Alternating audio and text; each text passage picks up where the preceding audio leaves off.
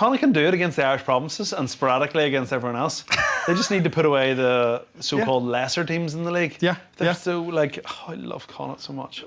I'm gonna hold on before we move on to the next game. Andy friend, I am available for the second half of the season. Did you hear that? You wouldn't make it in. Text him back.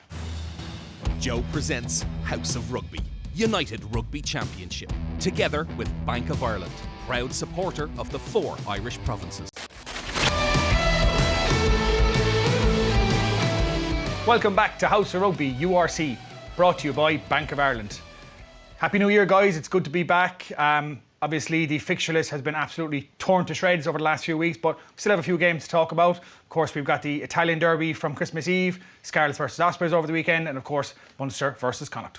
So we'll get to those games in a few minutes, but first of all, we should probably talk about the elephant in the room.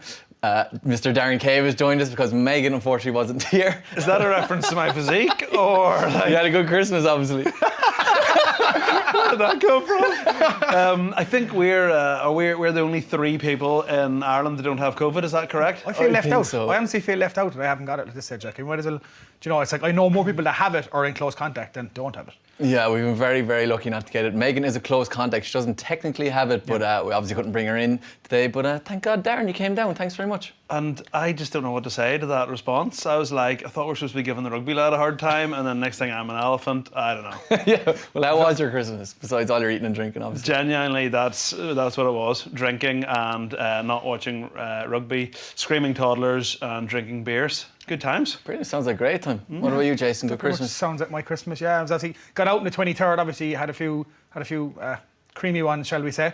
But other than that, like, stayed at home, ate turkey and ham sandwiches, stuffed my mouth with chocolates, drank cans, sipped whiskey, watched Netflix. Yeah, it was tough Christmas. It's not all. This is where we asked Greg what he did, and it's like, this is what we're building up to this. It's going to be huge. A-lister, I wish, more like a D-lister. I went to Portugal. My family live over there now, so I went over to Portugal for the week. Played a bit of golf in the sun.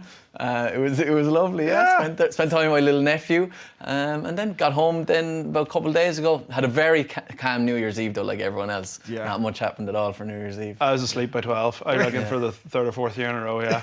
Not a New Year's Eve guy. Did you not watch the 15-minute show on RT that was on? No, you didn't watch that. No, apparently it was absolutely rubbish. That's all the one.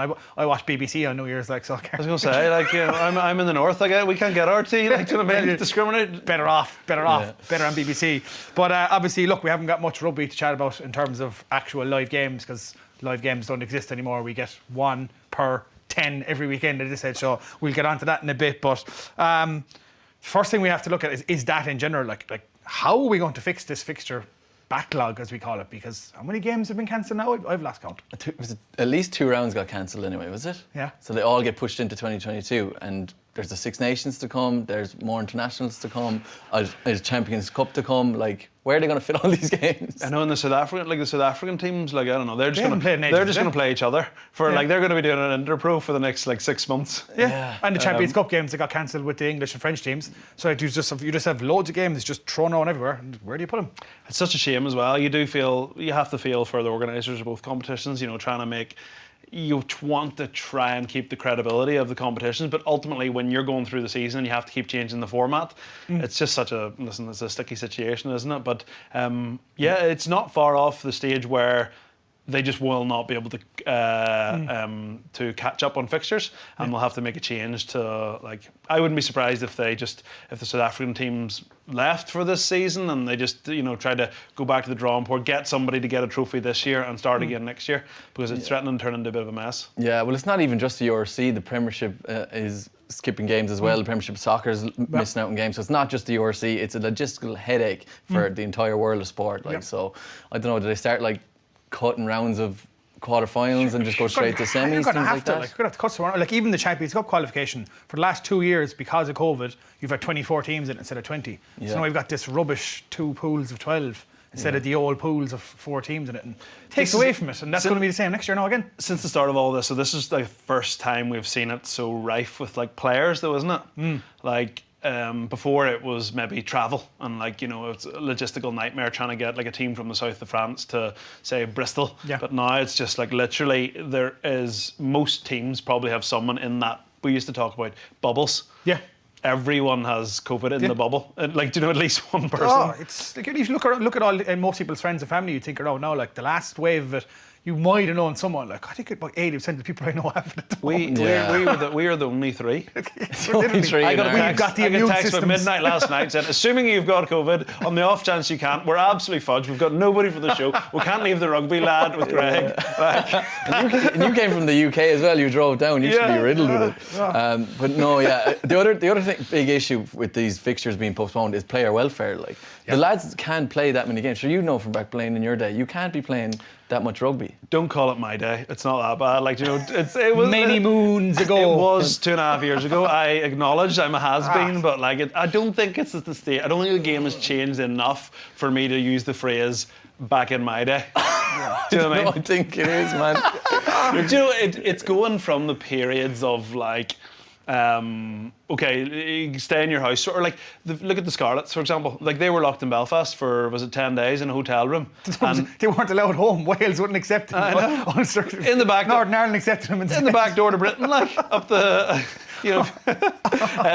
But if you're like going from locked in a hotel room, like where you talk about like, we're laughing about taking the stairs on the way up, is like you cannot exercise, you cannot, like, you can walk around your room and then maybe 3 weeks later you're expected to play a Champions Cup game. Do you know what I mean? A few planks in your bedroom, like, it's about it. It's about all you can do, really. Like, I order room service, and so that's the issue, is that like these players, like normally their routines are mapped out for like months in front. Like I remember playing at Ulster, and they had like they've picked like sort of teams almost, because they, you know, through rotation, and they know, you know, this 2-week block is where we want to peak Champions Cup derby, and then, you know what I mean. So they've got like a whole framework mapped out for a year, and then it's like games off. He's in isolation. He's in. Like so, it's a complete. It's a mess. Yeah, it's a headache for the S&C coaches trying to get programs ready for. They plan out S&C programs for the whole season, like so. Moving things around, getting them to peak for certain matches is. I wouldn't like to be a coach anyway, trying to sort that out. That's what happened to me over Christmas. Like there was a plan that like I wasn't going to drink, and like I was going to eat well, and then like COVID came, and like here I am waddling into the studio. The thing is, this is going to stem into the Six Nations as well, not just the fixtures, but are we going to have fans in the Six Nations? And like we were all looking forward to it. They're all nearly sold out as it is. I remember even I had an interview with James Lowe a couple of weeks ago, and I was telling him, "You're looking forward to like full Six Nations, all the games, everything." I was like, "But touch wood." At the time, I was thinking, "Of course it's going to be full." Like, this is back in November, and there was no sign of this, and now all of a sudden you're like. Yeah, it's not great, but you know what? It's looking like it's going to be empty again. We could talk about this fixture backlog for the whole show. Let's talk about Ireland's depth in the back row. give the listener something new. Other good news some news in the rugby world is transfers. There's a lot of people moving around. For instance, Sean Raffel is coming from Saracens. He's a back row going to Ulster. Yep. Your beloved Ulster. You probably don't know who he is, do you? I don't know a lot about him. There's some Ulster connections there, like the obviously Mark McCall is from Ulster, and the head of, he was S&C, Phil Morrow. I think he's now head of like some kind of director of performance. There is a strong link there, but no, interesting. I thought Ulsters were only allowed to sign players from Munster. It's weird. Ulster sign players from Leinster, and then people with Irish ancestry. That's our criteria. And he's not South African or from Leinster. That's pretty much it. Or South African. Yeah, Dwayne Vermeulen is coming in there. Yeah. And then if you're really stuck, you pick someone from who's come through the school in Ulster. The last resort. Yeah. Well, more Ulster news. Addison and Cooney have decided to stay, which is good. I mean, the transfer in Ulster is brilliant. Yeah, it's renewals everywhere. Yeah. Listen, they try to make big news of guys like Nathan Doak renewing his contract, but it's really like he's on a 4-year contract with Ulster. Yeah, it's straight. 4 years. That doesn't happen in rugby. Like it's That's always insane. It's a 2-year deal. Like that's it. Like maybe 3. Like back in my day, Back in your day, like that was decades ago, like you would have gone and like short and it's strange because you know how quick it can, like, people can develop in rugby. Like I personally don't think like he will be, but like a guy like that in 4 years could be anywhere. Like he could be a British and Irish Lion. I'm not saying he will be. He could be. And it's strange that the players, I don't know how those contracts work. They must be hugely incentivized. I can see why Ulster have done it. Ulster have probably said, look, we'll pay you this year, then we'll raise it to this. So it's like a, incremental kind of contract. So he's looking at happy days. Yeah. but it always I think it's a bad move out of him because he's such a good player at the moment. Take a 2-year max, I think, because 1 year obviously doesn't give you if you get injured, like you know yourself, but like 2 years gives you a bit of security. 4 years, as you said, he could be the best player in the world in 3 years. I know, I won't mention him. I know a Munster player that did that a few years ago, a young Munster player, and he got offered a 2-year deal, and he was like, "No, give me the 1-year deal, because if I'm worth it at the end of this 1 year, then you'll give me a 2-year deal or a 3-year deal on more money or better." And he ended up, he got the deal because of that. Maybe a bad example because he's such a good player, but is that not what happened? Is that not what happened to Furlong? He took a 1 year. He did take a 1 year, and he just re-signed renewed. recently. Yeah. And like I'd say that the one he renewed would Crazy. be. Whereas if he'd have taken a price. 3, you know, I think 4 is a long time unless you are like a 28, 29-year-old and you're at the absolute. And it's like most players have like a sort of flagship contract of your career. There's one contract when you're absolutely at your best. Other than that, for the young guys, I don't know why they go for 4 years. Because you know, in 2 years' time, they'll probably renegotiate. But Ulster will hold all the cards because Ulster was saying, "We're here for 2 years." Like if you're a player playing well, you want to be out of contract, and you want the club going, "Oh dear." And as a result, like guys like Stuart McCluskey and John Cooney, they both renewed. Yeah. And they're both probably getting like well paid because there was the threat of France and. Doesn't John Cooney famously only take 1-year contracts? Didn't he come out and saying that?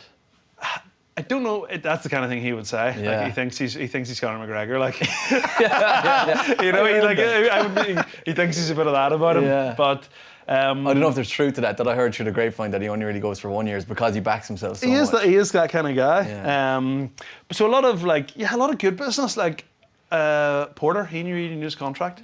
Yeah. Conor Murray, national contract. Yeah. I'm presuming with the Nathan Doak thing was that he has smart people around him and that there's clauses in his contract that if he makes an Irish team, maybe he can get out of it. Makes a Lions team, he can get out of it, like things like that. Because there's no way he's signing 4 years on like a low fee. No way. But listen, you'd imagine there's enough agents and people close to him to keep him right. But like I don't know, I got back in my day, if a guy like him came to me and said I'm thinking of signing a 4 year, I would just say why. Yeah. Why are you doing this? But I know, he obviously has smart people around him. But what about poor Connacht? Like, I mean, Connacht are getting riddled again and losing everyone. Delan is leaving at the end of the season. Look like he's going to La Rochelle. They've already lost. Papali'li's going to Brive. So is Sammy Arnold. Sammy Arnold's going to Brive. There could be more like there. That's not good for them. Like, is it? It is not good. No, Ulton Land is basically going to La Rochelle. It's not confirmed yet, but it's like 90% supposedly. Everyone's talking about it. Could you not give Connacht a few quid? Like, I mean, you're a favourite team. Like, could you not get some money out of the coffee business? Finance a few deals from, look after them. Like. They've been trying to pay me if you could to make a comeback, but they couldn't afford me. Making a comeback like Paris says. Take Sammy Arnold's spot there next season. Off you go. Do you know Alden Delan's a big blow? I think he's class. Yeah, he's underrated. Class, but he's just not in touching distance of the Irish squad, really, is he? He's not in the top 4 second rows of the country. Well, you've got guys like Bard coming through, and you've already got guys like James Ryan inside there. You've got guys like Ty Byrne inside Ian there. Henderson. Like, there's 2 Lions plus the future captain plus Bard is an absolute superstar in the making, and there's more guys. Ty Byrne can play in there. Like there's just too many people. So I can see why he's going. He's obviously getting a massive big paycheck. And over to O'Gara as well. Like, I mean, over to O'Gara. You learn a lot over there and stuff. I can see him going well as well. He strikes me as kind of like a guy. You know, like he is robust and good in the loose, but he's big. Like he's kind of lumpy, big second row. You know, I could see him doing really well. He's a good player. I think it's a really good move for him. It is. Individually for him, it's very good. Same for Sammy and same for Papali'li's not Irish, like, but Sammy Arnold going to Brive. Yeah. Like he got his Irish cap and he's going over there for the experience. Like I'd be a good mate with him, and he's like, why wouldn't you take it? You know. Yeah. But then do you look at the IRFU being like, we kind of need to keep these guys playing in Ireland to develop the whole system, develop the whole thing. Because Connacht are going really well. They don't want to be losing guys like this, like Papali'i and all people like that. Like, so hopefully we don't lose too many more. But Ulster seems to be going well, so Darren Cave is happy. I think the whole transfer market in rugby is going to change in the next couple of years because of COVID and also what's going on in England at the moment. So next year, they're not have 2 marquee players. They only not have 1 from next season. So that's a £500,000 player. That's why you're seeing the likes of. What's the standard? You normally have 2 marquee players. So what makes them a marquee player? You're allowed to say he's a marquee player, and you put 2 down. Then they don't count towards your salary cap. So you can have 2 marquee players on $1 million a season if you want, like, and they don't count towards the salary cap. So that's why you've got Exeter having to offload players now at the moment. You've got issues there with Leicester Tigers are being done at the moment for something similar to Saracens. Well, they're not being done. They're being investigated for image rights deals and stuff. So that bubble could burst in England as well, because there's a lot of money players going over there recently. So if that bubble bursts, then you've got France. You've got guys could go off to Japan. I don't know what. Yeah, well, talking about the English Premiership, Elliot Genge and George Ford have both left Leicester and going to Bristol and Sale respectively. Yeah. So there's obviously stuff going on there. Like they can't hold on to those guys. And don't understand Leicester. They haven't lost a game this season. Like why? And their captain's leaving, and now what you call it even. But Sale are throwing money everywhere. Are they? Yeah, not they're signing Johnny Hill, like, and someone else, a few other players.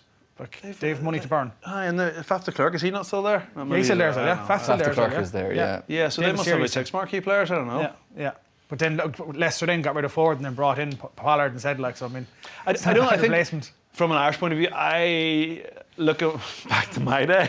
I genuinely don't think that the Irish fans have loads to worry about. I think people underestimate how well sort of paid and looked at. Like the Irish players are like they're not paid like the France money, but they're well paid and they're well looked after and they get rested and rotated. It's not you look at the 4 provinces, like it's not an easy league to play in, but it's not like the Premiership. It's not like the top 14. You know, the top 14 have so many fixtures. You know, you have a lot of tough away games. Like for the Irish teams in the URC, there are some, I wouldn't call them easy games, but you know what I mean? And all 4 teams are very strong, very competitive. You win a lot of games. You live at home. Like it's a good country to live in. Yeah. All those kind of things that as a fan you don't really think of. You know, people are like, oh, why is Stuart McCluskey not off to France's Ireland career? This and you're going, well, do you know what? He's probably getting paid a lot of money.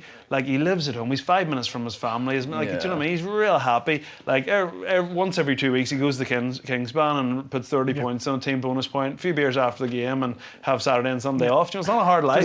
There's a reason why we don't see many Irish players go to France. There's obviously a reason why, because they're getting bloody well looked after. The salaries are not. The salaries are decent. Very, very good for the top players, and it's a good life. Yeah, well, the IRFU take very good care of their players. The provinces do. The welfare is unbelievable, and the rotation, and you get really well taken care of. Even in the 7 setup, we got really well taken care of in a medical point of view. Yeah. So there's probably why people are re-signing like Murray and Addison and Cooney and stuff like that. That's a good segue there. Like obviously, as we're saying, the 4 provinces in the men's game are well looked after. We know there's issues in the sevens game besides the medical side standpoint, but we know the women's game is an absolute shit show at the moment.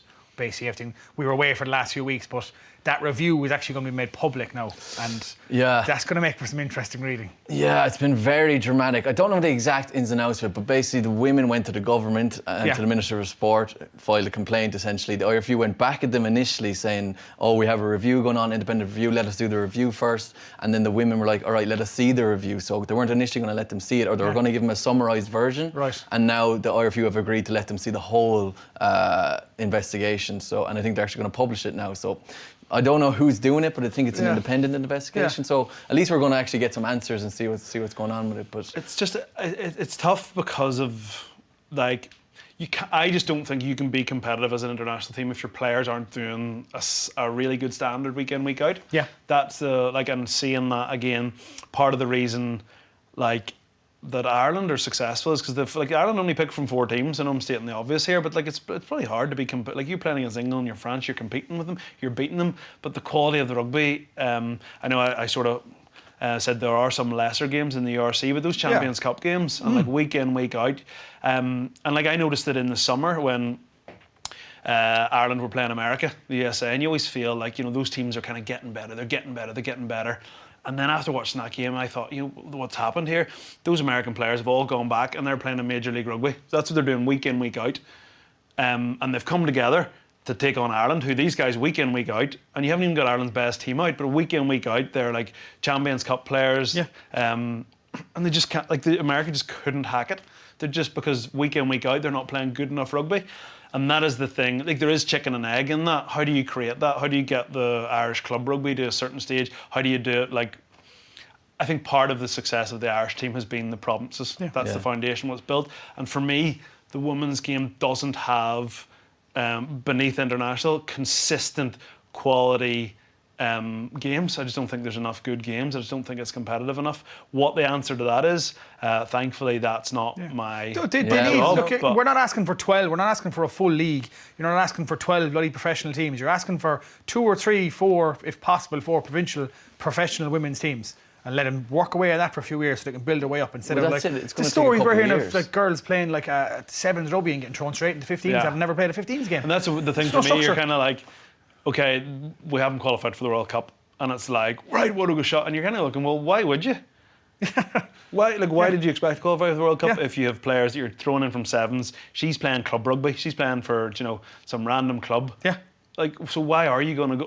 What made you Just think, because it's an Ireland badge on you, like. What made you think you were going to be competitive against England? Yeah. And I'm not saying you have to make the game professional, but I'm saying like you're not going to beat teams with professional players or even like, do you know what I mean? Yeah, they need to be training week in, week out Yeah. in a professional context. Like, think about the Munsters, Leinsters, Connacht and Ulsters in the men's version. They're training on Tuesdays and Thursdays. It all goes back to the RFU that way. That's unbelievable standard, and it comes up. And even from, if you go even further down in that, the grassroots version where we all came through, the academies. Unbelievable schools, unbelievable training systems. They're like basically sub-academies now as the schools coming through. Yeah, look at the standard of senior cup in some schools. Like, it's absolutely insane. It's unbelievable. Like, you know what I mean? And that's St. Michael's and people like that are just incredible systems in their schools. Obviously, so the guys are coming into Leinsters and the Munsters and they're already conditioned, and then it just goes into the Irish team. So they need to put that into the women's system, which is going to take, as you said, years. It is, yeah. Even male rugby players, like when you start off when you're a kid, when you were playing junior cup and you're 13 or 14, you're doing gym sessions and you're getting handed programs at 13 years of age, and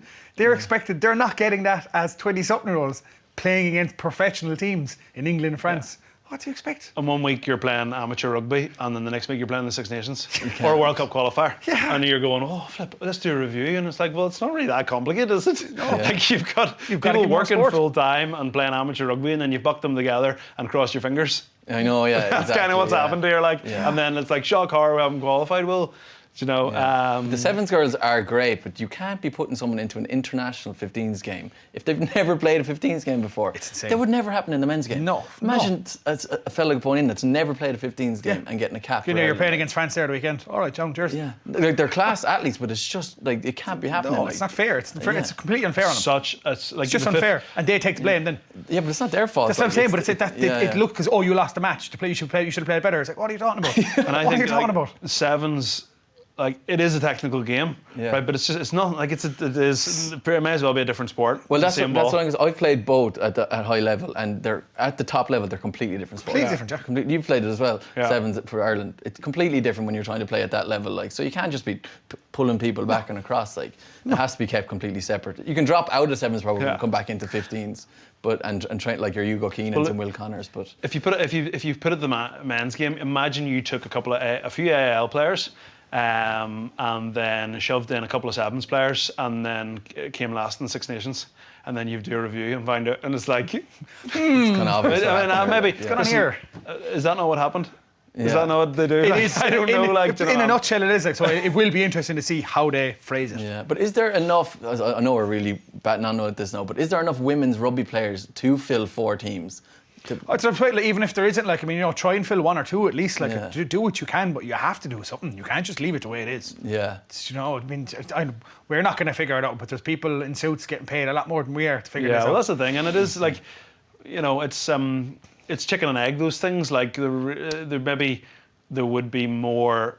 Female rugby players if the Irish team were more successful, but if the Irish team aren't going to be more successful until time, effort and money is put into it. So you almost have to invest in the end product before you can't really go to the grassroots and start telling all these young kids about how they're going to go and play in the World Cup when they're sitting going, let's go watch Scotland, New Zealand here in the World Cup. You can do 1 or 2 clubs, because like over in England with the Women's League in rugby, like not all the clubs have female teams, only some of them do that are in a position to have them. Same in the soccer. Soccer's getting huge over in England, like, but for years Man United didn't have a women's team. They only have one this season, whereas the likes of Arsenal and Chelsea did. So like, it doesn't mean we have to have Munster, Leinster, Ulster, Connacht to have women's teams. Like, hey, can we at least get one in Leinster, or can we get one in Munster? I would. And that's the thing. Like, in the end of the day, like, I'm not calling for professional rugby in Ireland for women. I'm just saying that they need to do something to get the players playing competitive rugby every single week, or at least like 20 times a year. Because if they're doing that, then you throw them together as Ireland.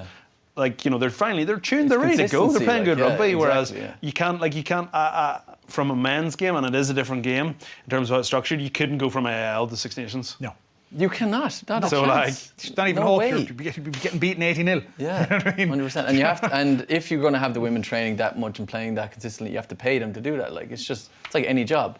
So hopefully now this investigation comes out soon and we can get some answers. But back to the men's game now. We only had 2 weekend games. Connacht, Munster. I hope you've recovered from that. Have you? one of the worst games of rugby I've ever seen in my life. Who won? I didn't even see it. I don't know. I turned it off there. Rugby lad, tell us who won. Go on. 10-8, like Connacht Munster. It wasn't a sports ground, but Munster were poor, man, weren't they? Munster, it was just like it was like watching a different sport. Let's be honest with you. Like I mean, I would say probably the worst game of rugby I've watched this season, and I was at Munster versus Cast. Say what you said before we went before the recording. I said a lot of things now about Munster. He's very emotional. He can't be held liable for what he said. But just without the expletives. Yeah, just to put some stats on it for the listener. So Darren Cave looked these up just before the game. So Munster had 28 kicks, 45 passes, and 59 runs in the whole 80 minutes, which is ridiculous. To Connacht's 21 kicks, 170 passes, and 139 runs. So, like, they were just playing two different games out there, weren't they? Yeah, I struggled to concentrate when I was watching it because I had one of those wee clickers. Do you know what I mean? It was like pass. For Connacht, for Munster, it was easy. My 2-year-old was able to. I would like to credit Bernard Jackman for those stats. He'll be an avid listener of the show, no doubt. They came from him. They didn't come from me. But yeah, 170 to 45. Passes, it's mental. But what really stands out for me is Munster had 28 kicks and 45 passes. They nearly kicked the ball as much as they passed it. Like, that must have been the game plan. What do you think? Ask him. What were you saying before you come on, Rugby lad? About Johan van Gran? Look. Be honest. Like, I mean, if you ask any Munster fan, like, and I'd say the same. And look, he's a lovely guy. He's done a lot for Munster the last 5 years. But it's good that he's leaving at the end of the season because they're going nowhere at the moment. They don't seem to have a game plan. They played some lovely rugby against Wasps. I don't know if that was because of Ian Costello, because the young guys were playing, but against Cast, just absolute rubbish. Against Connacht, rubbish. I don't know what's gone on. You can't blame the players because the game plan that was there and set out against Connacht was just, what are you doing? Like, that's not rugby. Yeah. Do you think that's just what they're just being told, right? Just kick the ball. That's what it seems like. I mean, it happened to Ireland for a while, like, where you could see that they were being told sometimes. You can see, I mean, it's very hard for us as a viewer looking in, and you could tell me a completely different story, and I played that match, it's different. But when it's certain games, you can kind of see, and it's like, that's not the players. Well, you're best placed to know that, Darren, from your years of playing. Yeah, back in the day. Back in your day, yeah. Do you know? Yeah, like, I remember playing games, and like, I remember one year we won in Montpellier, and I remember it was like, because obviously there was a stage at Ulster where like Pienaar's box kicking and Bowen Trimble on the wings, like, so we were like, and from that team, if you had a line out like on the halfway line, like having a box kick and getting like that was the best way to sort of create momentum and get into it. I said it on the last time I was on this show. I have been underwhelmed with Larkham's impact just from who he was and where he's come from, and I just haven't seen it from Munster. And as much as I love teasing about Munster and the problems, is like, I do think Munster have the potential from a player's point of view. I think Munster's players on team sheet, full strength, are like right up there. Like, I don't think they're better than Leinster. I think they could beat, like, I wouldn't be. They're capable of beating them. Yeah, like, I think on paper, Munster are better than Ulster.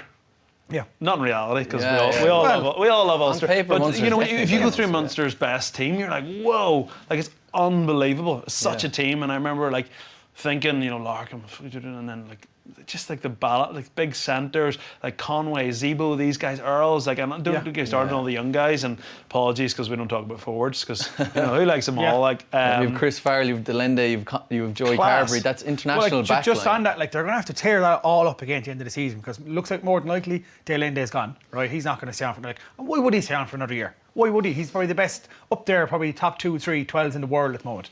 Literally, name your price, name your club, he can go there. Yeah. Snyman is probably going to be gone as well. Is he going to be kept on? I don't know what's going on with the story there. He's probably going to leave again. There's a couple of other players supposed to be on their way out. Larkham's gone. Van Gran has gone.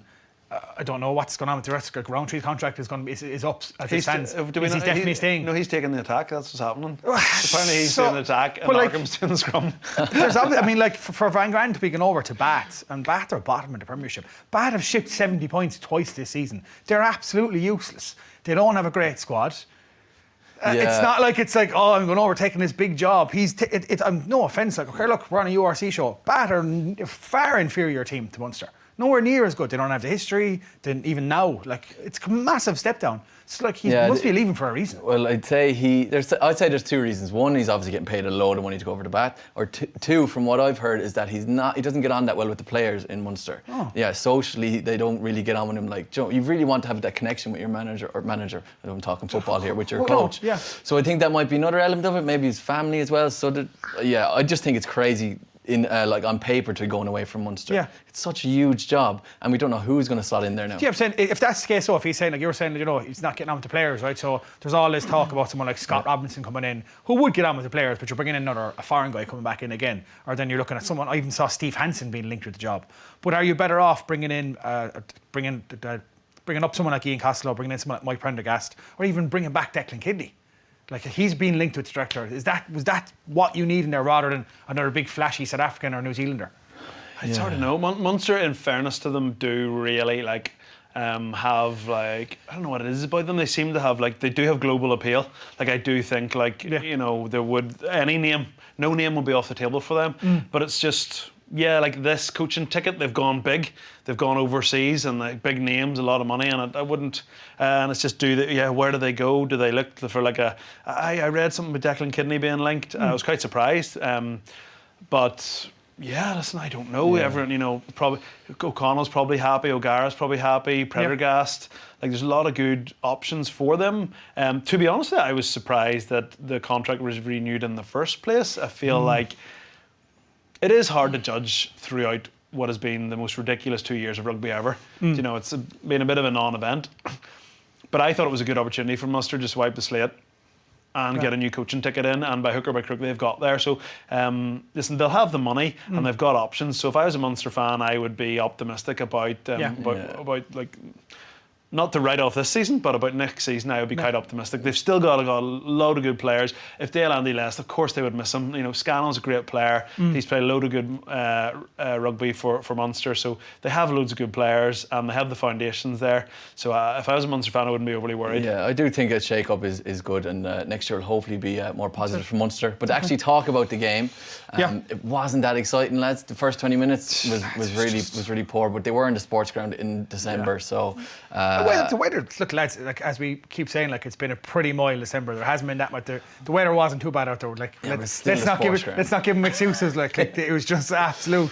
SH1T is what that game was from start to finish. Well, in fairness, Connacht tried. They were moving the ball around nearly aimlessly sometimes. They just kept kind of playing when they should have kicked it. But a big pivotal moment was Ben Healy's 60-metre kick down the middle of the pitch. He split Mac Hansen and I think it was, who's the fullback again? Tiernan O'Halloran. And Mac Hansen just jogs back, like lackadaisical. I remember watching that and I thought, have I missed something on TV? And I'm watching a replay in slow motion. Like, no, wait, this is happening live. Yeah. It was in slow motion. I was like, no way Conway's getting to this. And I was thinking he must have either got hurt in the previous play or he was absolutely gassed, because there's no way you're jogging like that, looking at the ball. It's early enough on in the game as well. There's no excuse to be gassing that early. You imagine if you're one of the Connacht forwards on the front five and you'd be, wouldn't you? Yeah. Big hook down the middle of the field. And it is hard when the wind's blowing there, because traditionally fullback or those back three players would sit in around the 15, because normally that kick up the middle of the field is not the play. But the sports ground doesn't obey the law of physics. Sports ground is an enigma, and normally with those kicks, if the ball bounces, it's a good kick. I think that's a good rule of thumb to use. If it's but that kick from Ben Healy went 60 metres and it bounced 8 times before Mac Hansen picked it up. That's slow. 8 times. What are you doing, lad? That is a lifetime on a rugby pitch. Do you know what I mean? And it is one of those ones where the charge down's coming and you can sort of see Hansen pick it up and he's going, right, okay, I'll kick this side, and I'll rearrange the ball and I'll really take my time. And geez, I wonder how we get on the new year. Next thing is and the Connacht forwards are on the halfway line going do you know what, I'm not even going to jog back, just clip the conversion over and we'll stay here. Yeah, well, the mad thing was that Ben Healy actually charged down the kick as well, so he kicked the ball, ran the 60 metres, then blocked it down, and then Conway comes from behind Mac Hansen and scores in the corner. And you got to credit the Munster chase. Yeah, 3 of them. Chase, yeah. Shane Daly unfortunately fell over, but it would have been his try. Yeah, did he get the touch, or he nearly got the touch before? Yeah. Or was it just? He bumped I can't into, remember. I haven't slept in weeks, guys, toddlers. But yeah, the 3 of them to get there, and that. Listen, you run that and you get there. You do that repeatedly, and one time you get the reward. Exactly. So fair play to him. Conway, he always runs those extra meters, and he got rewarded for it. So I think the big thing about Munster in that game as well, we talk about Munster's negativity, and just their style of rugby. There was a load of yellow cards in that game, but at one stage, Connacht were down to 14 men. They were in front of the post, kept going for tap and goals, weren't getting nowhere. Why didn't they go for the scrum? Connacht. They I mean, the midfield scrums on the 5 metre line, defensively, are a nightmare. I'm talking about the Munster one. Sorry, excuse me. I'm talking about Munster. But Munster didn't go for it in that situation. From Munster point of view, I can definitely see why definitely not see why they'd help them go. I'm agreeing with you. Yeah, they should have. It made more sense. If you're a player down and you're defending a 5 metre scrum, Mike Munster are going to have Munster's scrum is always going to be a certain level. Yeah, that is a horrible place to be. Yeah. I used to hate that, and you don't know which side of the post to stand, and the picture's changing, and it's and you're just looking at it going, we're numbers down on both sides. Yeah. Just means you have more options from a scrum straight away. There's literally, it gives the attacking team 5 or 6 different options and a platform. Having said that, do you not love the way the tap and go is back in rugby? Is it not brilliant? Really, it's an amazing way. It literally vanished for how many years? I remember, it vanished. It was Anthony Foley was probably the last person they used to do it, and then Exeter brought it back about 4 years ago. Yeah, I was gone for 10 years. Because it just didn't exist. As a neutral. As obviously I wouldn't be in Munster Connacht, I'm a huge Connacht fan. I can scrums. I don't want to offend any props listening, but there's times it resets scrum and okay, far side collapse and the referee goes round and goes, don't do that again. Tap and goes great, so credit them for that. Credit them for the jouet. Yeah, great to see it back in play. And another crucial stage of the game was just before half time, where Munster were in the 22 with Connacht, and Connacht managed to turn them over. Bundy Aki gives the big woo. He was well on it on the weekend, wasn't he? He loves that. And I love Bundy Aki, but he's a bit over the top now with this whole pumping with and fisting. The whooping and hollering. Yeah, what's the whooping and hollering? Yeah, but look, come here, he's an absolute class player. I'm not gonna. Yeah, well, Connacht conceded 5 penalties in just over 2 minutes, and Oisin Dowling was yellow carded. There was a lot of yellow cards in the game. That's when the bitterness started. So I was saying this before. For some reason, it was the same at Thomond Park. It was the same even last season. Connacht and Munster play each other. Maybe it's because half the Munster team now plays for Connacht. But there's always fights and there's always bitterness, and we saw it half time. Yeah. And we didn't see it. We saw it after the break. You see, what you saying? They're both rushing to get in, and then they just ran up on top of each other. And well, I was watching it, and I saw Shane Delahunt and Chris Farrell both absolutely peg it in towards the dressing room at half time, and I was like, what is going on here? Why are they sprinting? And they obviously fought on the sand there.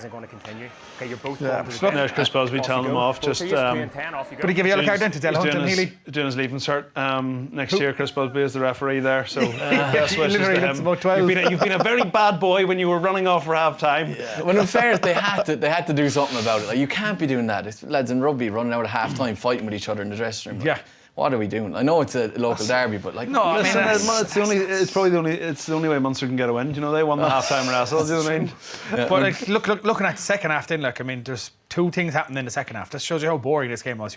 First of all, we'll talk about the Chris Farrell incident. Now, this is it's 50-50 thing depending on who you talk to. I don't know. The more I look at it, in the beginning I was like, yeah, yellow card's enough. The more I watch it, the more angles I see. I agree with Darren, and I don't know what your thought of this, Greg, but I think maybe probably should have been a red.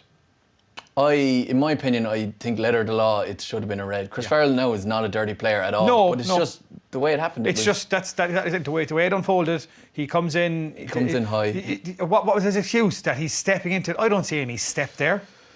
Yeah, well, what Chris Busby, the ref, was only gagging for mitigating factors here. He's still looking for them. Honestly, he was standing under the post talking to the TMO. He was well, I think that he stepped off his right foot into about 10 the questions. He shook my hand before the game. He seems like a nice guy. Give me yellow. He must just be really good friends with Chris Farrell or something.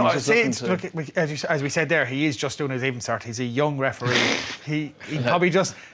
You don't like giving a red card in a game like that. That's so close. That's a derby. The pressure then is on that ref, and he's like, I'm going to get. If I get this decision wrong, and it's much better to just give a yellow and put him in 10 than to give him a red card with 40 minutes left in the game. Well, I do think if it's wrong, it wasn't. I do think Busby's a good ref, and I just think in that sense he might have felt a bit of pressure to not do a red card in a local derby. I don't. For me, I feel like I'm banging the same drum every time I talk about this. A head-on-head is just, for me, obviously Chris Farrell's a former teammate of mine. He's a lovely guy. He's a class player. He's not dirty in the slightest. But yeah, for me, you just can't head-on. If it's head-on-head, unless it's 2 players maybe trying to go down for a jackal or clash heads. Clash heads at knee height. For me, I think if people are classing heads because the tackler is entering the tackle zone too high, then I just think it's a red card because I think head-on-head is Even though it's really safe- dangerous. safety of the game, yeah. I just think just tackle lower. And Chris Farrell's a big guy, and I just think I don't like people head-on-head collisions. I think it's really, really dangerous, and I'd like to see incidents like that just out of the game. Yeah. And that's not meant, like we've already put the disclaimer in there about Chris Farrell. It's not personal to him. No. But head-on-head is dangerous and shouldn't be in the game. I don't think. 100%, I agree with you. And then after that, what happened was Connacht then kicked to the corner. So Farrell gets yellow carded. Munster under 14 men. Connacht kicked to the corner, and then they maul, and Bundy Aki somehow gets his hands on the ball and scores. Steals the ball off the forwards. What Connacht forward has slipped that ball back to him? Like, what is he thinking? Like, He runs in. I don't know how they gave it to him. What do you I've been in many's a mall, like, and literally, if you're trying to smuggle the ball off one of the forwards, you just They kick you out. Like, piss off. Like, When in fairness, Bundy's probably bigger than most of the That's what I was forwards. about to say. I mean, I don't think too many forwards in the Connacht pack are going to say, Bundy, you can't have that. Like, Yeah, well, that's fair. I mean, Bundy's their British and Irish line. Bundy is like probably their god, essentially, in Connacht. he had a great He does what he game. wants, but he was class. He was class, and it was a really, really big moment to lose Chris Farrell and to score 5 points. Like was massive, and I think that's when it was like, all right, lads, I don't think Munster are going to win this game. To be honest with you, like when they scored that, like I'm watching the game, watching the first half, I'm kind of happy because I'm happy they lost, if I'm honest with you, because it looked like Munster were going to sneak it, and you're like, they don't deserve to win this game, and then they'll just go, oh, we played crap and we still beat Connacht away from home, and it's like those, you know, those games, the soccer games and stuff where a team stinks at the last minute and they think, oh, it's great, we got 3 points. It's like, you were rubbish for the whole game. And that would have happened to you last night, I think, and it would have got glossed over if they won. So it's a kick up the arse if they need Yeah, it. it definitely is. And to not take it away from Connacht, they had some really good performances across the field. Yeah. Conor Oliver was outstanding. I don't understand how he hasn't. Well, I'm hoping he gets called into at least a training squad for Ireland in the Six Nations. He's unbelievable. he's been like. I think it's his size, maybe, is it? Is he just not big enough? Maybe is that why? Yeah, but his Small aggression makes seven, up for it. Like his aggression, he's top tackler and carrier, I think, for Connacht this season. If he was in the Champions Cup anyway, they played recently, which is just him on the top level of club rugby, which would mean he should get a chance with Ireland. But then talking about the Irish back row, But the Darren issue is Cave's- we don't want to talk about depth, you know. Yeah. Hold on, the I was just the point I was getting to. Irish depth in the back row. the depth in the back row. But I just think Conor Oliver is playing so well, he deserves a shot. Yeah, it's fair. It's fair. It is fair. Another really good stand-up player for me was Conor Fitzgerald. He's a Shannon RC man. I know him well. Art Skull Reach man. Art Skull Reach man. He came in because Jack Harty got hurt. Played incredible. He's class player. And it was only twice Kieran Marion actually messed up getting the ball to him, but he was like running, making half gaps, moving the ball around. He had a lovely out the back at one stage to the 7. Their captain, which I thought Conor Fitzgerald was incredible. And Prendergast, obviously, you didn't really like Prendergast, how he was acting and laughing and the whole stuff. But I thought he was incredible. He was class, but I just don't like that behaviour. But that's a different story. You're a traditionalist. That's it. Yeah, but sometimes I think that behaviour is what really gets at other players, and that's why he played so well. Connacht are good at that. We said that before when Connacht beat Ulster. Like they love kind of, they're good at getting under teams' skins, like the Argentinians do. Like just this little smiling and slapping fellas in ruck and laughing at them. It does get under your skin, and it works, and it makes teams. He got in a make couple of mistakes. fights, like, and none of it was like card worthy, but you could see he was pissing them off. He pissed off Janine Wycherley a couple of times. Yeah, it's handbags, but it works. It gets under. It gets people under skin. like, If Connacht can, like Connacht can do it against the Irish provinces and sporadically against everyone else. They just need to put away the so-called lesser teams in the league. They're so like, I love Connacht so much. I'm gonna hold on before we move on to the next game. Andy friend, I am available for the second half of the season. Did you hear that? You wouldn't make it in, like. Text him back. Yeah, so you can take Sammy Ireland's position next year. But before we move on to the next game, obviously it's into the from the frying pan into the fire for Munster next week. Ulster. It's above the Kingspan as well, isn't it? If I haven't seen Ulster in months. Are they still playing? I don't know what's happening to them. Tipping away. No, listen, if Munster play the way they played like that, like they're going to go up to Ulster and they're going to get absolutely spanked. Yeah, what do you think, Darren? Well, Ulster, they had a great run in Europe.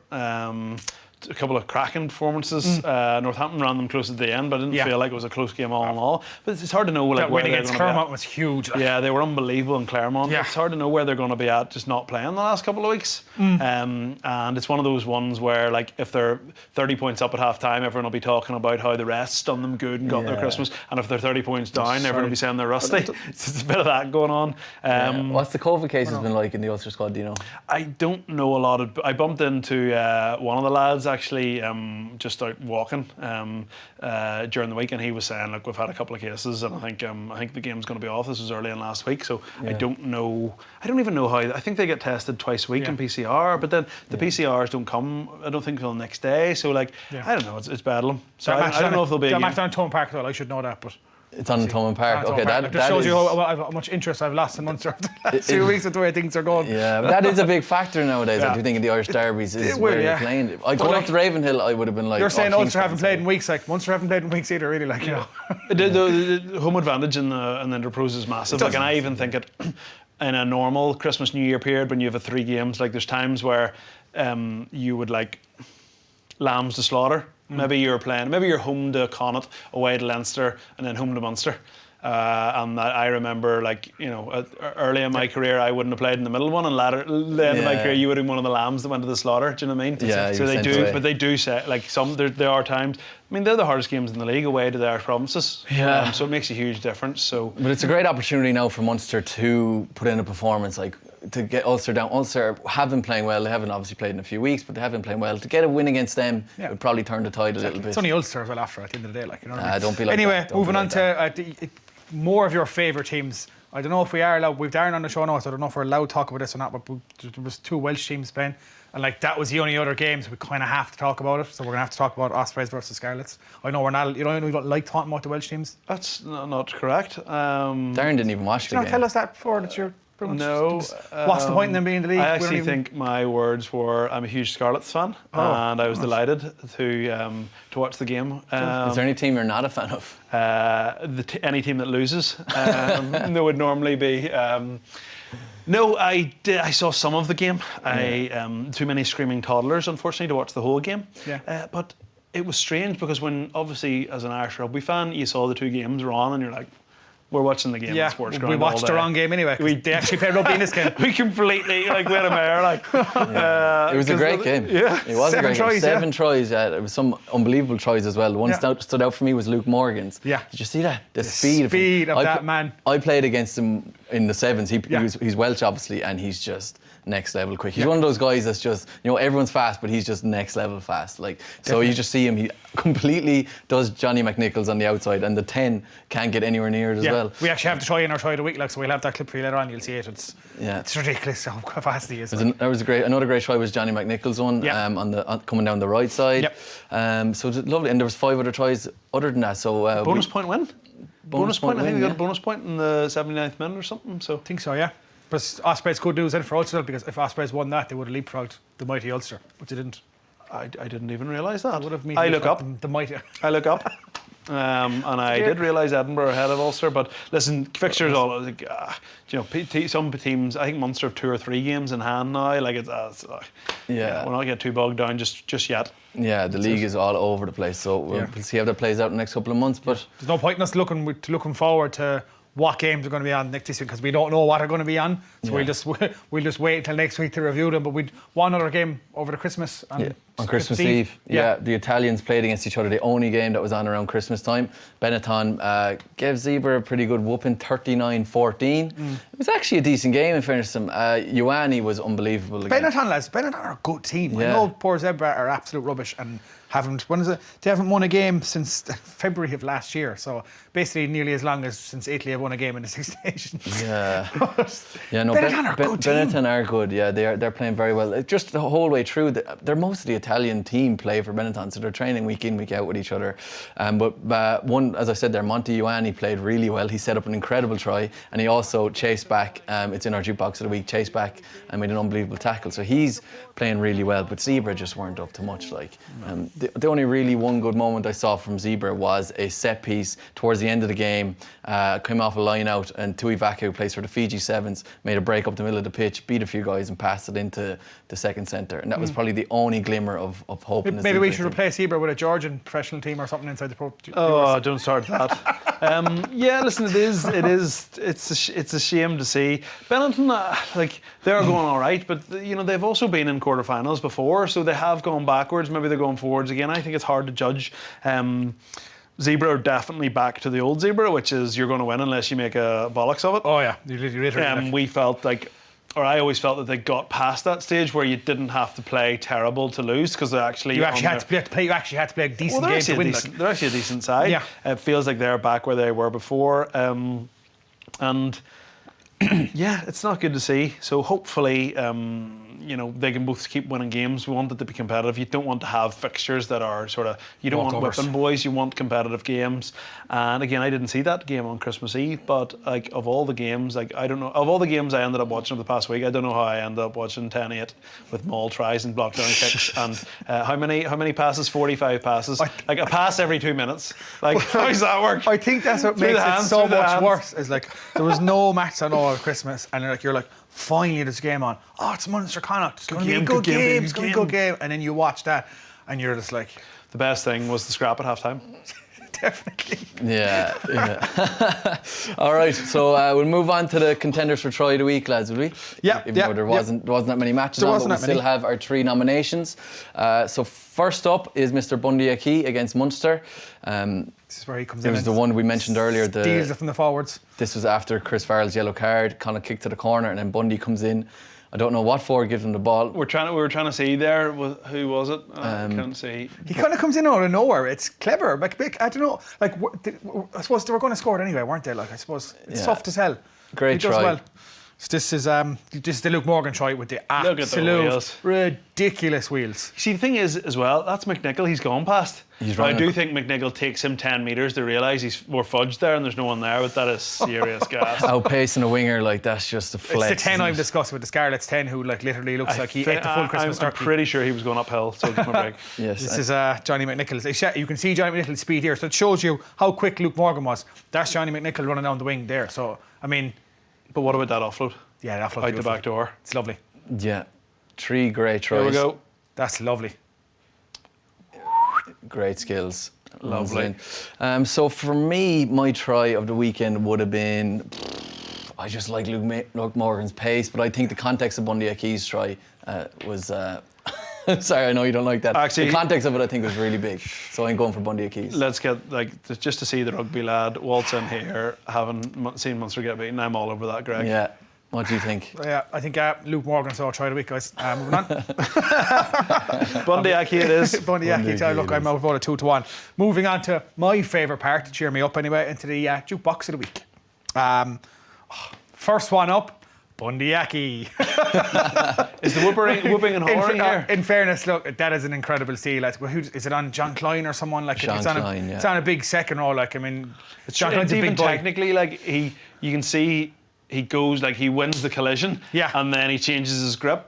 It's good, real good This is play. the big bop from Second one is Tiziano Pasquale, who just bops over 2 zebra players. Which is That's impressive. that's impressive, yeah. This is the one you loved, and this is incredible. This is the third one, yeah, where Yeah. Montiuani chases all the way back. Look where he is. Look, It's he unbelievable. is. Even look how here. far back he is. He's still another 10 metres there, and your man's in the 22. That is. Quick Oh. set. And even the tackle as well, he picks him up, pulls him around, so like he's no chance of reaching for the line whatsoever. Like the technique of the tackle, the speed, just everything. So I'm giving it to I think that Montiuani. has to win anyway. But Yeah. Yeah. we can't give Bundy Aki 2 of them, like, you know. Unbelievable. Oh, we actually should have gotten Bundy. Should have just given it to Imagine the Bundy. whooping and hollering Bundy would have done in his house when he heard he got the first double of the House of Rugby First UFC double, yeah. podcast. That has to go to Montiuani for the chase back. Yeah. So other rugby news. Jason, do you want to bring us on to it? Yeah, I mean, like we were planning on a big kind of New Year's special last week and talking about all our stuff, but then all the matches got postponed. And it was like, there's no point in even doing a show. There's not, and most of us probably have COVID. We have to isolate or whatever. But so we're going to look back on 2021. I mean, I don't know about you guys, but 2021 to me felt like the fastest year ever. I don't even like to. It feels like I've never experienced a year so quick. So even trying to think back what happened, because it was such a funny, strange up and down year with everything. But best player of 2021. I mean, for me, I think Irish player has to be Robbie Henshaw. I mean, you're just going from the Rugby Players Ireland Awards there. Are you picking straight off? No, but like even long before that, Hold like on, he was, wait for this. Who won the Rugby Players? Yeah. Oh, I know. Wait for my I've 2 opinion. players down here. I've got Robbie Henshaw. Robbie Henshaw. I've got Robbie Henshaw and I've got Jamison Gibson Park based on what he did in the Six Nations, what he did in November, and his consistency with Leinster. For him, that there's a guy that kind of I never thought he'd coming in so late at 27, 28 with the likes of someone like Conor Murray there that he'd be able to oust him. but he's been incredible. Do you know, Park, yeah. I must switch off for a second there because when you said, he's come in at 27 or 28 so late, and I was like, Robbie Henshaw has been playing for Ireland since he's 19. What's he on about? I'm talking about Gibson Park. Got there, and then you start talking about putting Conor Murray out of the team. I was like, what is going on here? Yeah, welcome to the show, Darren. Yeah. Thanks for having me. Who's your best player of 2021? Robbie Henshaw. Rugby players, Ireland, Robbie Henshaw. In an Irish context, it has to go to Henshaw, but I'm thinking globally. Yeah. Obviously, people are going to say DuPont, but he's just the best player in the world, so forget about him. I know what you're going to say. Lucanio Am. I know I it, just man. think he is just incredible. Lucanio Am. What about that take and give against England? Take and give, man. I'm still That's thinking actually like moment. That could be my favorite moment of the year. Favorite moment of the like I'm skipping the run sheet here, but that take and give, like against England for he Man doesn't, People's he doesn't get it. It was when England beat South Africa there a few months ago. I remember it. I remember the two he waxing lyrical over it. But it's just Lucanio It was Am. incredible. The whole year he was playing with South Africa, and he even captained them at one stage, and just defensively in an attack, I just think he's been my player of the year, and I think under DuPont he's the second best player in the world. But the fact that he wasn't nominated for World Player of the Year, he's the only guy that actually could have challenged DuPont to actually win it. I think do you know what? Like when you started that, I was like, Luc Dupont, blah blah blah. So I like that. Someone different. Yeah. Yeah. I second that motion. Yeah. I think special mention as well. I know it's because it's Munster, but not just the way he played for Munster, but the way he played in the Rugby Championship and the way he played in the Lions Tour was Dale Linde.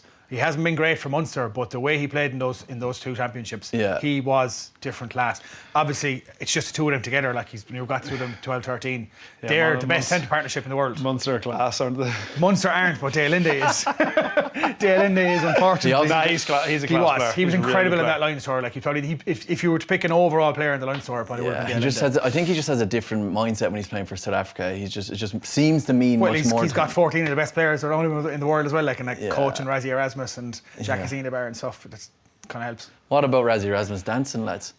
Did you see that video? That's my favourite moment of 2021. It took me I'd say 15 minutes on Twitter trying to figure out what was going on with Razzie Erasmus. Do you know when I was going, hold on, why is he shouting at his bulldog, and why, who's drinking pints in his house, why is he singing Vanilla Ice? I just couldn't. For anyone that hasn't seen this, go on to Razzie Erasmus's Twitter. So basically, Razzie Erasmus was given it's a 12-month ban in total from being at rugby matches, but he got a 2-month ban from all rugby altogether, and he has his little videos at home, and he's obviously taking bored. the absolute piss out of it. He's showing his World Rugby sheets. He's going around drinking, eating, dancing. He's pissed every night of the week, and he's making it out as if he's locked in his house for 2 months with World Rugby. As if he's on house arrest. Yeah. He's not on house arrest. Go on and watch his videos. They're just... You'll absolutely wet yourself. But in this day and age, that a director of international rugby can be doing that on social media is just brilliant. It is, because you need more of those characters. Yeah. I totally agree. Because he's also unbelievable at his job, so it's not like he's messing. He's probably one of the best coaches in the world. Imagine to see Joe Smith and Johan Van Graan. I would love to see Joe Smith. It's Friday. Oh, brilliant. Okay, moving on. Best breakthrough player of the year. We're doing Irish and international? Yeah, we can do whatever. I mean, from an Irish perspective, I suppose, if you look at someone like Hume has been fantastic for Ulster. James Hume. Casey was more 20. Yeah, I suppose Casey was kind of last year was a real breakthrough year to really get into the scene, get into the Irish squad, make it actually take Connor's position a few times. Sheehan came out, and I know Sheehan's the same age as Kelleher, but he's kind of came out of nowhere at the start of the season, and now he's straight into an Irish team. Do you know what I was thinking about Sheehan was that why don't Munster bring him down? Would he want to come down? But why would he want to? Sorry, obviously pay him enough to come down. Munster need a hooker at the moment, and he'd be Munster need a hooker, and you've got when you've got Kelleher in front of you, it makes sense. It could happen. You don't know. And you'd have Kelleher and Sheehan playing week in, week out against each other, and I just think Sheehan. That's what we thought with Carberry, and that didn't exactly work out too well, did it? Yeah. But it's do you know what? Almost controversial selections, right? I think there's a couple of players who have been breakthrough the barrier of the level they were already at, the likes of Kelleher. For me, 12 months ago, I would have said, Kelleher, he looks a half decent player, and I would have been saying with Porter, I would have been going, listen, Andrew Porter's a decent player, but there are two guys now, and maybe could you include Doris in that as well, or Conan, guys that have gone from he's good, but he's world class. If they weren't in the Ireland team. Those four players, right, a year ago, if they weren't picked in an Ireland team, you wouldn't really be that shocked. If they weren't picked in a 32 or a 36, you would have been a little shocked, but you wouldn't have been talking about it. And now, in particular, probably that front row, you're looking at that front row, and yeah, like I'm going, that's probably the best club front row in the world. Definitely. And one of the best. Do you know what I mean? It's probably the best international front row in the world as well. Like those guys. Yeah, so it's not really. It is kind of breakthrough. You know what I mean? Yeah, no, it They've is, kind you're of right, broken through It's to international like breakthrough. Yeah, they're now for me. They are now like I would describe those three as world class. Maybe getting a little bit ahead of it with Callagher, but like that's where I think those three are going. Yeah. So To come outside of Ireland for a breakthrough player, similar enough to what you're saying about Kelleher. He's been around. Marcus Smith, he's been around for years, but his year this year for Harlequins and for England, incredible. He went off, won the Premiership with Harlequins, starred for them, then was playing over for to England and Lions. got taken off at half time, taken off towards the end to get told, oh, by the way, you just got called up to the Lions. And then he played one game for him. He was absolutely class. Yeah, and then came back and started for England. Started England, he was class again. He was brilliant against South Africa. Scored the winning kick to beat South Africa. So yeah, that's another good shout. Like, because again, a year ago you'd been like, yeah, no, like, he's been like, Eddie Jones has him in as an apprentice, and like he was a kind of. I remember playing Harlequins about 4 years ago now when he was really young and not being that impressed by him. Yeah, like his kid, there's a lot of talk about him. I'm not really that impressed. Well, he got his first cap when he was 18 years old, man. He was still in school, I think, when he got his first cap. Maybe a bit harsh, and I'm like, give him a chance. we were nights out when we were 18. But yeah, he's a good shout. Like he has just, he's been unbelievable. And if you'd have said to me a year ago he would start at 10 for be England's best 10, I'd have said no chance. Way. Or go on the Leinster, or won the Premiership with Harlequins. So good shout. I think Freddie Stewart's another one. Freddie Stewart, Leicester, the full back. There's a guy who's literally come out of nowhere, and like he's England's starting full back now, and he is absolutely incredible. He literally came out of nowhere. Like, that's another good shout. You turn on fire. I don't have anyone. Hold on. We do this weekly, man. Who are the best breakthrough players 2021? Should be in us. Antoine Dupont, I got. We'll move on to favourite moment 2021. I think it came late in the year, but I think it's very hard to look past the win over the All Blacks, because that was just class. I thought he was going to talk about arms taking give as we've already spoken about time. Sorry. You can put that down if you want. But I don't know. What do you think, lads? It has to be. Yeah, beating the All Blacks would probably be your favourite moment nearly every year. But the manner in which they beat them, the style in which they beat them, beat them playing their own game. They bullied the All Blacks. They dismantled them.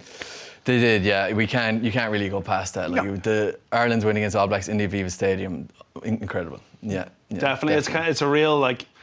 It's a real boring stock answer, but it just is the truth. Yeah. Is there any other favourite moments besides our one with Lucanio catch I pass? don't know if that'll get the same. I have another Lucanio moment that I think was unbelievable. It was in the Rugby Championship, the around the back pass for Del Ende try in the corner. I did see that. That was unbelievable. That's outrageous. Things like that, they're the kind of things that kind of stand out to me. Like that was class.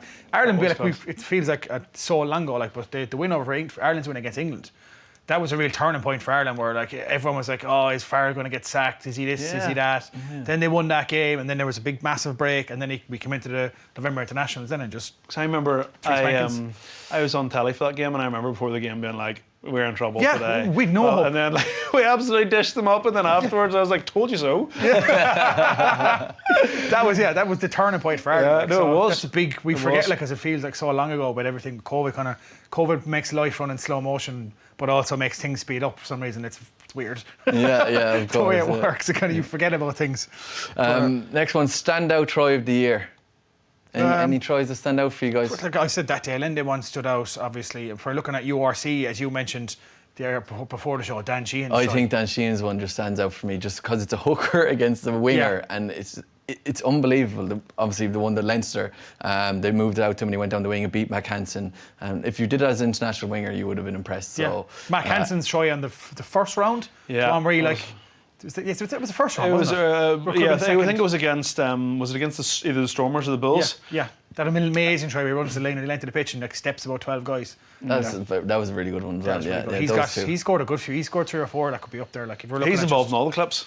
Except he had a poor game in the weekend to kind of take some wind out of his sails. He didn't. There's no question marks about his finishing ability, but also now if you look at the incidents surrounding him, he can score tries for fun. That's not under question. But I'm looking at that. He's cost. Listen, it's unbelievable from Shane, but I don't think you're going to be playing much international rugby if that's the level of I don't think he even tagged him. Do you know what I mean? He didn't even touch him. I don't know how. Do you know what I mean? Yeah. And then that effort for the Munster block down. Great chase from Munster, but that's sloppy. Yeah, if you're Andy Farrell looking at that and just like The amount of Irish wingers, like you're not going like get Keith Earls out of it, get Conway out of it, Zebo, like get the Jansen and do that. No. That's a great comparison. Now Conway, he would never make those mistakes. Like he's just hitting the nail on the head every time. So Mac Hansen's great, but hopefully he doesn't make those mistakes anymore. We can see him in an Irish shirt at some stage. Yeah. Well, enough looking back on 2021. Looking ahead to 2022. Any players we should be looking out for? I mean, from the four provinces, for Ireland, for the women's team. I think for Munster personally, Scott Buckley, the hooker, he got man of the match against Wasps. I was absolutely shocked that he wasn't even in the squad against Cast. And I remember even asking us, speaking to one of the players afterwards, like, was he injured? I was like, no. So that's another poor. Shame that you just tried to sign Sheehan down. Yeah, so well, Sheehan's my sign. Well, I'm just saying, like, I mean, there's a guy that kind of like his lineup was flawless against Wasps. I know I was lost for missing out players around the pitch. Everything he did, like, he was like, and he's only like 21 or something. He's a real star for the future if he gets a good run of the team and they get a good coach in next year to develop him. Yeah, and bring down Sheehan to train with him. Bring down Sheehan to take his place. Yeah. I think actually bring Sheehan down, but I don't. If you were Dan Sheehan, would you come down to Munster the way things are at the moment? Well, look, I'm a Munster man, so if you want to, come here. You're a former pro. Pick him up. You've got contacts in Leinster. If you want to ask him, hey Dan, do you know Limerick's really nice this time of year? Well, Scott Buckley from Munster. Anyone? Another standout player to look out for 2022. It's probably an obvious one, but I think Gav Coombs is playing unbelievable. I know he's obviously played really well for the last couple of months, but I think he's just going to keep going in 2022. And I think he's good enough to be starting in an Irish back row. Yeah. There's a lot of depth though in the Irish back row. That's like saying that. I was just about to say about Leinster. Like we could say a standout player or player to look out for Leinster. I don't know their entire academy. Yeah. Anyone in St Michael's? St Michael's. Actually, I rate Coombs really, really highly. Yeah. His skills. It's just. I'm so sorry. There's just so many players. So it's just hard. But like I definitely put it this way, if he was playing like regularly for Ireland, like he wouldn't be out of place. No way would he be out of place for Ireland. Speaking of the back row and the depth, another guy, if we do want to mention one guy from Leinster, Scott Penny is another guy who's absolutely has all the tools in the locker to be, but where is he going to fit? Where is he going to go? Just, I don't know. Yeah. I can't say it again. We need another club. Can't say it again. Another province or something. Yeah. What about Ulster? Give us like a bit of insider info now. Mr. Ulster himself. It's interesting. Like, again, like I did with the other breakthrough thing, I think after the Northampton and Claremont games, I think for the first time I thought that James Hume isn't that far away from being involved with Ireland. Okay. So, listen, there'll be a player that we haven't heard of come and play for Ulster. I do think Ulster have at the minute quite a lot of. It's like the younger ones, the Dukes, they've all kind of half come through already. I think he in those two games for me said that he is knocking. Like I now think he is potentially Ireland's fourth centre. I think he was that. I think he was that good against Leinster, against Claremont. I think he might have overtaken McCluskey and Farrell because he has. And listen, I just thought he was so good. And if it wasn't that for Bundy and Henshaw and Ringrose, I think he's not. Put it this way: in November. And people were like, "Oh, what? He's in the squad," and I was like, "Well, he's in the squad. Like he's token pick. He ain't getting like the closest he's getting to that stadium is if his mum and dad buy him a ticket." Yeah. Two out of those three centres started tests for the Lions in the summer. Yeah. You know, whereas I'm now going like he is. I think he is close now, and I think he if he continues to play like this, I think he may be ahead of Farrell and McCluskey. That's some big statement from an ex-Ulster centre there. Sorry. Looking at Ireland itself, I think someone to keep an eye on again would be someone like Gibson Parker, and if he can keep the form up he's playing, because he was so important in November to the way Ireland played and to how fast they got the ball out and just the way they moved. I think he was. I'm not trying to slay Conor Murray or anything but I think his style of rugby just doesn't work with Ireland anymore, and we're kind of found out. And when we revert back to his style, teams know how to defend against Ireland when they play that way. Yeah. I just think he's already established now, Gibson Park. Like, I just think it's going to be interesting to watch out to see if he can keep it up, because the pressure's on him now, because he was so good in those 3 games that, with Ireland, like if he comes out and he's a bad game in the first game of the Six Nations, you go, let's bring back in Conor Murray, because when you've got someone like as good as Conor Murray waiting on the bench, all you have to do is have one bad game, and then a guy who's been on 3 bloody Lions tours who started 6 tests is just going to come straight back in. That's the thing I'd be worried about. he needs to maintain a level of performance so that he doesn't go back to that system. I think another person to watch out for the Irish team is Caelan Dowers. I think he's just too good not to pick. And every game he played this year, he was just incredible. Like, I know he's class. Yeah, he's just top level athlete. I think him and Conan cannot be dropped now, and it's just one of them goes 6, one of them goes 8, and that's it. Yeah. They're the It two. has to be. They're the two first guys that have to be Has to there, be. and then 7 is actually. I know Van der Fleer just does not make mistakes, but that is a position that someone could come in and grab that jersey possibly. Yeah. But the two boys, forget about it. I would agree with you. If I was picking the Irish back row, I would start with those two, 6 and 8, and I work backwards and then figure out who's playing 7. Who goes in 7 then? I think the interesting thing for 2022 is just going to be who puts their hand up, who gets back, then who puts their hand up at 10. Johnny Sexton's going to be Ireland's best fly half at the World Cup, in my opinion. Yeah. I would like to see him not play a lot of games for Ireland 2022, because for me, that's just the glaring chink in the armoury. We spoke about this in the last pod. Joey's after getting hurt again. I think that's the issue. Who goes in there now? And you can see that for some reason Andy Farrell prefers Harry Byrne, and it looks like Leo prefers Ross Byrne. Yeah. Billy Burns seems to have slipped away from that little conversation. Can we see Jack Carty come back in? He's playing good with a contract. He's the one who I'm now wondering. But why won't they pick him? Like, I know he came in training, but like, Would they go left field and bring in someone like Ben Healy? I don't know. I think I personally I don't think so. Yeah. I think, but it's starting like we were talking about before we come on there. The World Cup, we're on the countdown now. Yeah, and we less now than 2 know years. if we get the quarterfinal and Johnny Sexton's not playing, like, we're in trouble. Oh yeah. We don't know the answer to that question. That's what I would love to see. I would be always pro Carbery, but he has just got at the stage now where he just hasn't played his best rugby in like 2.5, 3 years, and I wonder now. Well, he is did the get door- man the match against New Zealand. He had one good game there. Yes. And other than that, he's been working up to that moment, really. Yeah. I think the door's ajar for Jack Carty. Yeah. So I think that's just one to watch. I think for consistency and level-headedness, I think Jack Carty should be in there if you're looking at a replacement 10 for the World Cup. And stop messing around with these other guys. Is he in? Jack Carty's going to do the job for you, like, I think. Yep. I think so. Personally. We didn't do a player for Connacht, did we? We did. We'll move on to the women. Like, is anyone of the women? Did would we? we? Well, I'm going to throw in Conor Oliver there again. Conor Oliver again. Sorry, you mentioned him again. Okay, perfect. Yeah, I just think he's just playing so well, and he needs to get at least a training squad with the Irish. He's a guy, like, I remember him at Munster. I remember he got a big bad injury, then he came back and he got man the match. And when he left, I was surprised. I was like, why is this guy gone? This guy's pretty good. Yeah, but it's a good decision for him because he wasn't getting in Munster anymore. But even now, Dick, like, Munster could do with him now. Like, Munster don't have that many that's the thing, sevens at the moment, like, and it's kind of like, you shouldn't let him go. No. Well, hopefully, yeah. And we've the Ireland women then. Yeah. Well, I'm thinking a player to watch for 2022 is Bevine Parsons. She plays on the wing. Yeah. I think she's only just 19, if not very 18. young. Yeah. And she's incredible. She just scores tries for fun. She's like she's like a Jonah Lomo of the Irish women's I think rugby so. team. Yeah, I agree with you. So definitely watch out for her. Right, so guys, just to wrap it up, I just want to hear your final rugby wish, or your big rugby wish, should I say, for 2022. I mean, mine is pretty straightforward. It's pretty simple. I just want to see fixtures fulfilled. That's it, really, you know. I think me and Darren's will probably be the exact same. Like, just rugby being played. Yeah. Just got more rugby on TV and stop postponing games. But look, it's not their fault. It's the bloody COVID. We've been using that phrase, just back to normality. Yeah. We've been using that for 18 months. I that would word, love to see some more normality. We thought we had it for a while there. We thought we tasted it. It got taken away from us. Some rugby. And crowds in stadiums. That's my other Yeah, one. we got them out, and I was only saying, like, it's kind of nuts. I hadn't been to a Munster match, like, in a non-working capacity in years. Went to the Munster cast match, full house, and I was like, wow, this is it now. This is gone again. Like, you literally get back in, gone again. Like, and that was the first time they filled the stadium since before COVID, and they were sold out for Munster Leinster on Stevens Day. First time in 15 years they filled the stadium. It's time to wrap up the show now. I think. Brilliant. Bring us home, Greg.